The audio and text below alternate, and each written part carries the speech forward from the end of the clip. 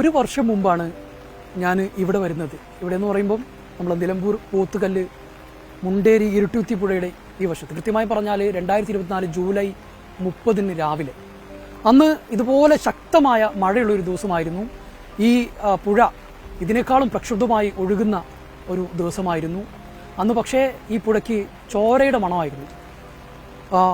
മൃതദേഹങ്ങൾ, ഈ വെള്ളത്തിനൊപ്പം മൃതദേഹങ്ങൾ ഒഴുകി വരുന്ന അതീവ ദുഃഖകരമായ കാഴ്ചയായിരുന്നു അന്ന് നമുക്ക് കാണാൻ കഴിഞ്ഞത്.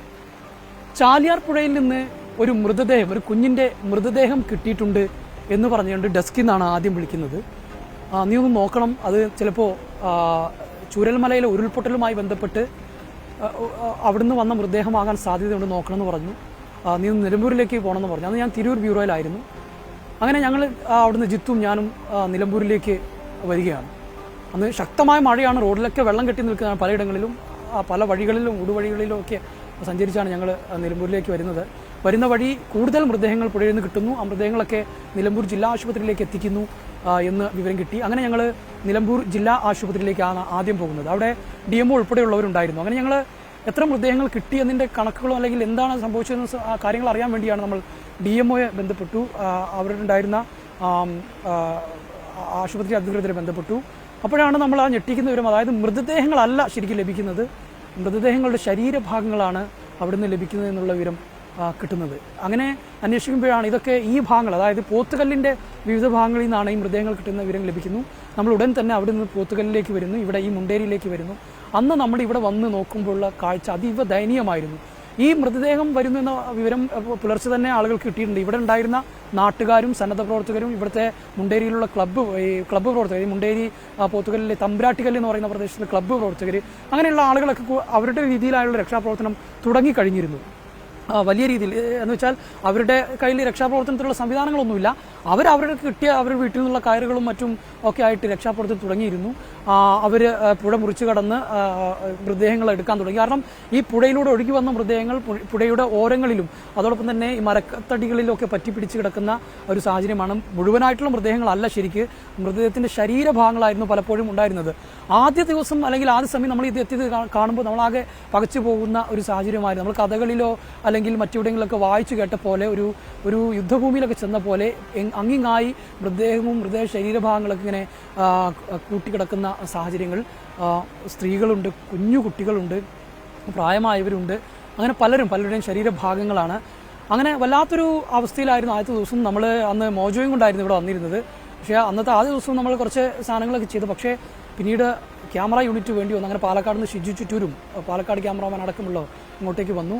അങ്ങനെ ഞങ്ങൾ തൊട്ടടുത്ത ദിവസമാണ് നമ്മൾ ഈ കാടിലൂടെ ഉള്ളിലേക്ക് കയറുന്നത്. അവിടെയാണ് രക്ഷാപ്രവർത്തനം നടക്കുന്നത്. വിവരങ്ങൾ കിട്ടിയതിൻ്റെ അടിസ്ഥാനത്തിൽ നമ്മൾ അങ്ങോട്ടേക്ക് കയറുന്നത്.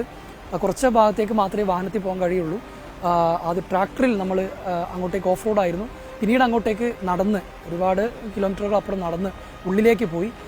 അവിടെ ചെന്നപ്പോഴാണ് ഈ ക്ലബ്ബ് പ്രവർത്തകർ നടത്തുന്ന രക്ഷാപ്രവർത്തനത്തിൻ്റെ ദൃശ്യങ്ങൾ അത് കാണാനിടയായത്. ആ ദൃശ്യങ്ങൾ മീഡിയ വണ്ണിലൂടെയായിരുന്നു പ്രേക്ഷകർ പിന്നീട് കണ്ടത്. അതായത് പുഴയ്ക്ക് അപ്പുറത്ത് ഉള്ള മൃതദേഹങ്ങൾ ആ യുവാക്കളുടെ നേതൃത്വത്തിൽ അവർ ധരിച്ച ഡ്രസ്സുകളിലും അതോടൊപ്പം തന്നെ റെയിൻ കോട്ടുകളിലും പൊതിഞ്ഞു കെട്ടിക്കൊണ്ട് റോപ്പിൽ ഇങ്ങോട്ടേക്ക് എത്തിക്കുന്നതും. അത് പ്രത്യേകം ശ്രദ്ധിക്കേണ്ട, ആ പുഴയുടെ ഒരു കുത്തൊഴുക്കാണ്. വലിയ തരത്തിലുള്ള കുത്തൊഴുക്കായിരുന്നു പുഴയിലുണ്ടായിരുന്നത്. ആ കുത്തൊഴുക്കിനെ വകവെക്കാതെ അതീവ സാഹസികം എന്ന് പറഞ്ഞാൽ അങ്ങേയറ്റത്തെ സാഹസികതയോടുകൂടിയായിരുന്നു ആ യുവാക്കൾ ആ രക്ഷാപ്രവർത്തനം നടത്തിയത്. പലപ്പോഴും അവർ പുഴ മുറിച്ചു കിടക്കുമ്പോൾ ഒഴുക്കപ്പെടുന്നുണ്ട് എങ്കിൽ പോലും അപ്പുറത്ത് പോയി കയറിക്കൊണ്ടൊക്കെ വലിയ സാഹസികമായിട്ട് രക്ഷാപ്രവർത്തനം നടത്തി. അതോടൊപ്പം തന്നെ വിവിധ സന്നദ്ധ പ്രവർത്തകരും ഉണ്ടായിരുന്നു രക്ഷാപ്രവർത്തനത്തിന്. അവരൊക്കെ അങ്ങോട്ടേക്ക് വണ്ടി പോകാത്തിടങ്ങളിലേക്ക് ചുമന്നുകൊണ്ട് മൃതദേഹങ്ങൾ ഇങ്ങോട്ടേക്ക് എത്തിച്ചു. ആ ദൃശ്യങ്ങൾ മീഡിയ വണ്ണിലൂടെ മാത്രമായിരുന്നു പ്രേക്ഷകർ പിന്നീട് കണ്ടിരുന്നത്.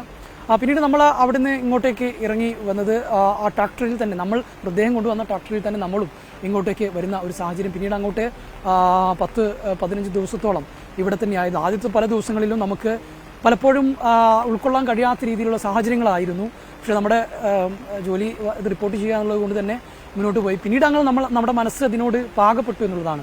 പിന്നെ അന്ന് കാണാൻ കഴിഞ്ഞ വലിയ ഒരു മനസ്സിന് കുളിർമ നൽകുന്ന കാഴ്ച വെച്ചാൽ, ഒരു വലിയ ദുരന്തം വരുമ്പോൾ നമ്മൾ മലയാളികൾ എല്ലാവരും ഒറ്റക്കെട്ടാണ് എന്നുള്ളതായിരുന്നു.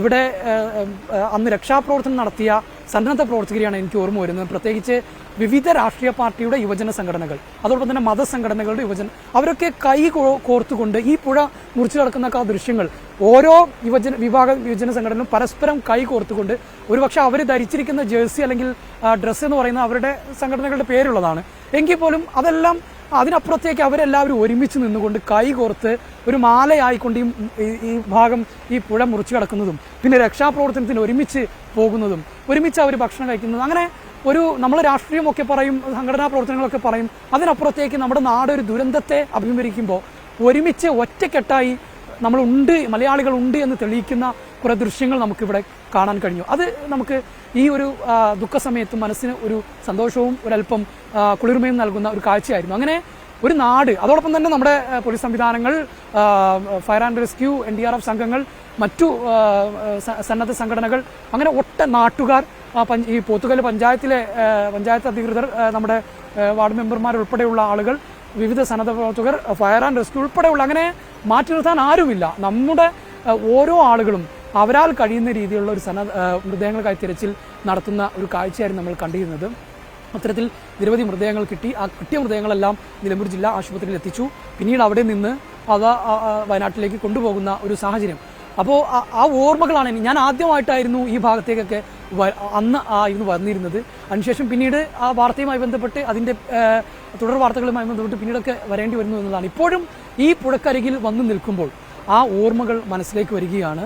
ആ ഓർമ്മകളിലേക്ക് മനസ്സ് വീണ്ടും പോവുകയാണ്. അന്നത്തെ ആ ദൃശ്യങ്ങളൊക്കെ ഇപ്പോഴും കണ്ണിലിങ്ങനെ കാണുകയാണ്. ഏതായാലും ഈ ഒരു മഴയത്ത് ഈ പുഴക്കരികിൽ ഇങ്ങനെ നിൽക്കുമ്പോൾ ആ ദൃശ്യങ്ങൾ വീണ്ടും കാണുന്നു എന്നുള്ളതാണ്. ആ പുഴയിലേക്ക് ഇങ്ങനെ നോക്കി നിൽക്കുമ്പോൾ ഈ പുഴയുടെ ഓരങ്ങളിൽ നിന്ന് മൃതദേഹങ്ങൾ ലഭിച്ച ആ കാഴ്ചകൾ തന്നെയാണ് ഇപ്പോഴും മനസ്സിലേക്ക് ഓടി വരുന്നത്.